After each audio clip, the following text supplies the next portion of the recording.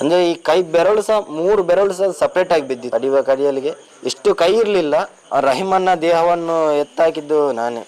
ಕಮ್ಮಿ ಅಂದ್ರೆ 25 ಪೆಟ್ಟುಗಳಿಂದ ಜಾಸ್ತಿ ಉಂಟು. 25 ಏಟುಗಳಿಂದ ಜಾಸ್ತಿ ಉಂಟು. ಕಟ್ಟಾಗಿದೆ ನೇತಾಡ್ತಾ ಉಂಟು. ಆ ಶೆಡ್ ನ ಬದಿಯಲ್ಲಿ ಒಂದು ಪೊದೆ ತರ ಇರುತ್ತೆ. ಆ ಪೊದೆ ಒಳಗೆ ಗೊತ್ತಿದ್ದ. ಇಲ್ಲಿ ಅವನ ಮನೆಗೆ ಅಂತ ತರಿಸಿದ ಒಂದು ಮರಳದು. ಅವನ ಮನೆ ಕೆಲಸ ತನ್ನ ಮನೆ ಮರಳೇ ತನ್ನ ಮನೆ ಮರಳೇ ಕೊಂಡೋದದ್ದು ಅವನು. ಅದೇ ಅವನ ಸಾವಿಗೆ ಅದು ಕಾರಣ. ಆ ಮನೆಗೆ ಹೋಗಿ ಅವಶ್ಯಕತೆನೇ ಇಲ್ಲ. ಒಂದು ಆಲ್ರೆಡಿ ಅಲ್ಲಿ ಮರಳು ಉಂಟು.